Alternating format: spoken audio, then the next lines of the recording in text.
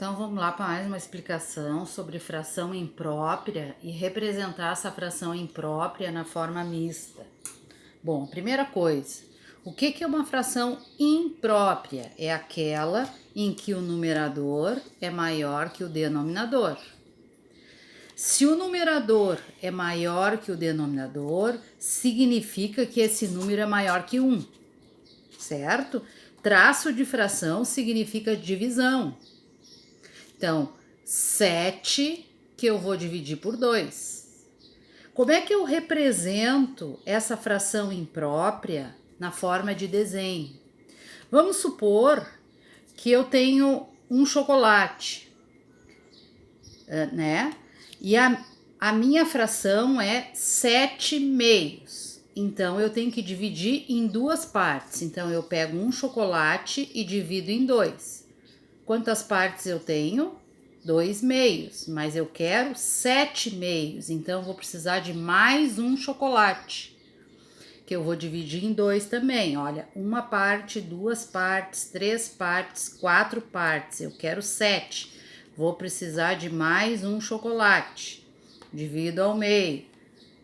5 partes, 6 partes, vou precisar de mais um chocolate, que eu vou dividir ao meio. Como eu considerei 1, 2, 3, 4, 5, 6, 7, dividido em duas partes.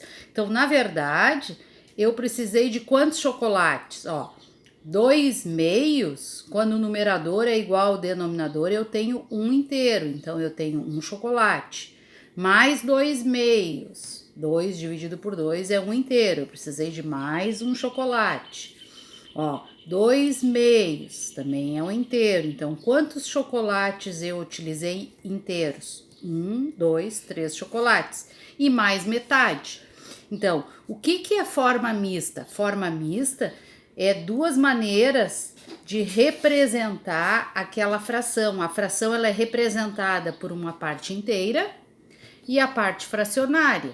Forma mista tem duas formas da representação. A parte inteira é quantos pedaços inteiros eu utilizei. 1, 2, 3 inteiros.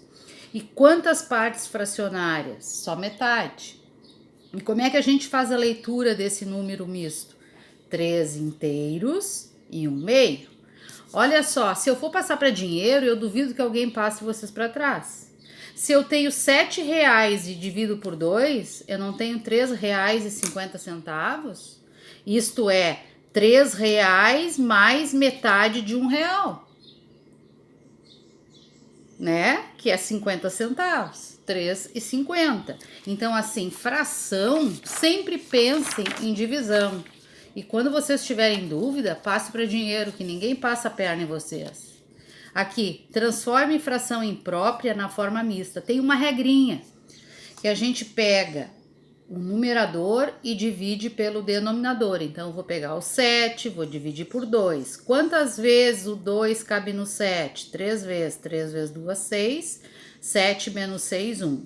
Então, aqui, o quociente vai ser sempre a parte inteira. O resto vai ser sempre o numerador. E o denominador a gente mantém. Então, quem é a parte inteira? 3. Quem é o numerador? 1. E o denominador a gente mantém, certo? Isso eu passei para vocês.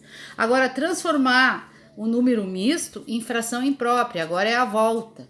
Como é que eu posso fazer? A gente sempre pega o denominador, multiplica pela parte inteira e o resultado soma com o numerador. Então, o que eu faço?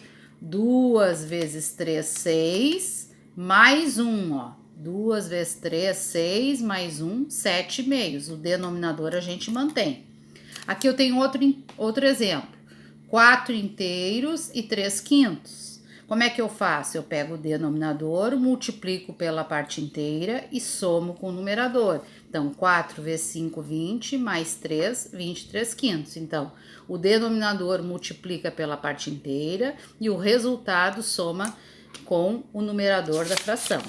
Bom, outra dúvida, pelo que eu vi que vocês estão encontrando, é representar a fração através de desenho na forma mista.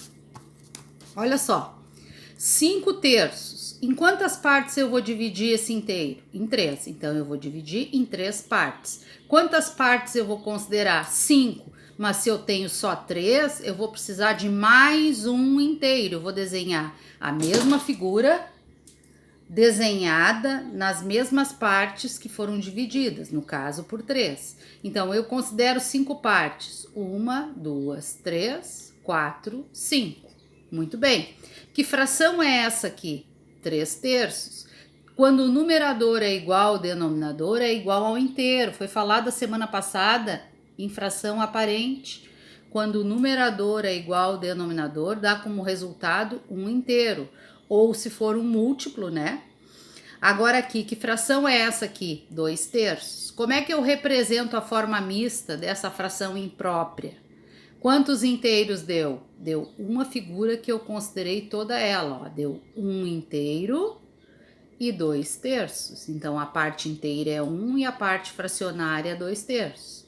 4 terços. Divido em 3 partes e considero 4. 1, 2, 3. Precisei de mais um inteiro porque eu quero considerar 4 partes. Então, esse 1 inteiro eu divido nas mesmas partes que aquele lá que eu desenhei primeiro. Então, divido em 3 partes também. Como eu considerei 1, 2, 3, preciso só de mais uma para fechar as 4 partes. Então, 3 terços é 1 inteiro. Então, 1 inteiro e 1 terço. Aqui eu tenho 6 quartos. Eu divido em 4 partes iguais, certo? E vou considerar 6 partes. 1, 2, 3, 4. Precisei de mais um inteiro dividido em 4 partes. Como eu tinha 4, 5, 6. 4 quartos é igual a 1 inteiro. 1 inteiro é toda a figura considerada, certo? Então, aqui eu tenho 1 inteiro e 2 quartos. Nos exemplos aparecia assim, quantas figuras ou quantos chocolates eu tenho, ou quanto bolo inteiro foi consumido, né? Então aqui, quando foi pintado toda a figura, a gente tem que considerar essa figura como um inteiro. Por que um inteiro? O numerador é igual ao denominador. Sempre que o numerador for igual ao denominador, eu tenho um inteiro, ó. Dividi em 4 partes e considerei 4. Traço de fração é divisão. 4 dividido por 4 é 1. Tá, pessoal? Um bom trabalho.